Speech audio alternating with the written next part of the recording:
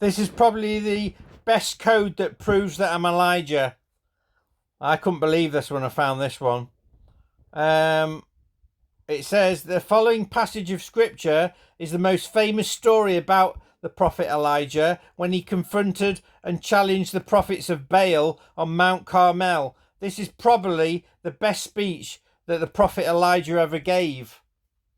Now, Simon Eshelby, who was on my judicial committee, and the other three elders, who were David Seven, Baz Gilderdale, and Bob Gash, they Simon gave me a Bible, got me a reference Bible, a New World Translation, brown one, big one, and he must have been under inspiration to do it, because I put it under my, it's 10 years it's been under my, about 10 years or over, under my computer desk downstairs, and I left it open on a page, and every now and then it'll turn to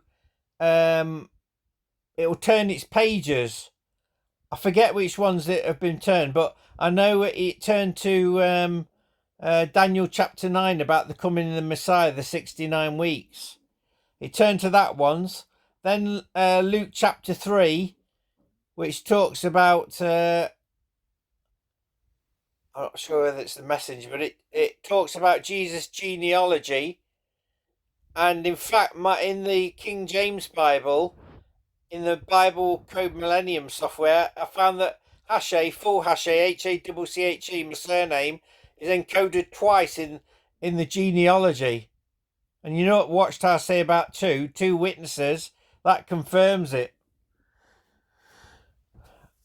Oh, and also the Bible, Trish shouted upstairs a few weeks ago. She says, "You better come down, James." She sounded worried. I says, "What's up, Trish?" She says, "Look, the Bible." And you won't believe what it had turned to. 1 Kings chapter 18, 19 and 20. Part of 18 was showing, all of 19, and part of,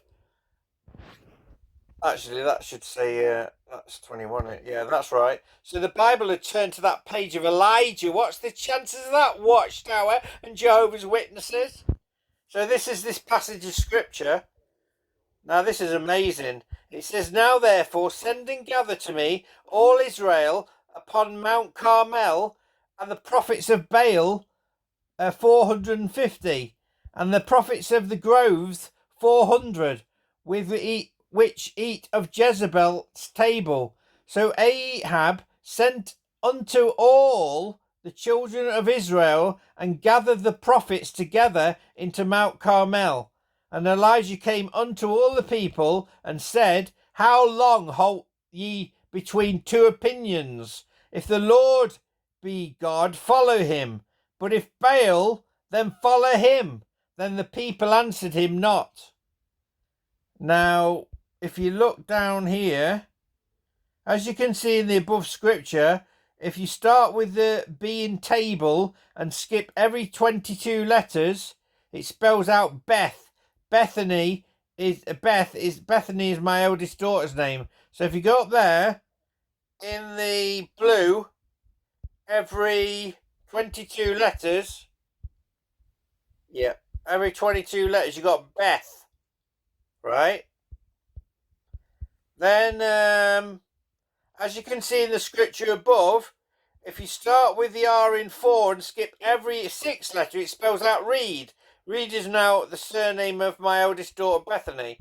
So there at the top, Mount Carmel with Elijah, you've got Beth Reed. Again confirming that I'm Elijah, but this gets even silly. This was beyond my imagination. This is deliberate. This proves the Bible code is real.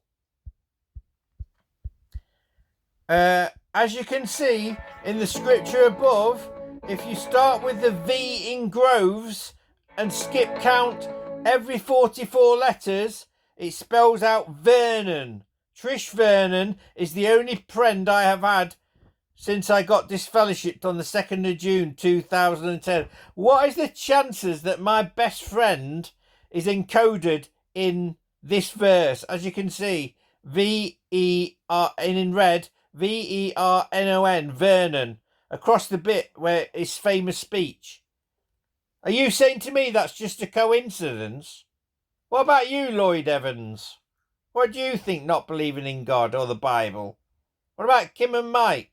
What do you think to this code? Is this just a coincidence, or does it show supernatural design and proves the Bible beyond any doubt that it was inspired? This is not by chance.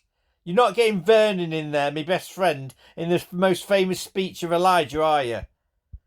In fact, Vernon, if you go down here, it says the V in Groves. Now, as you can see there to the right, 1, 2, 3, fourth line down to the right, it's got V in Groves for Vernon, right?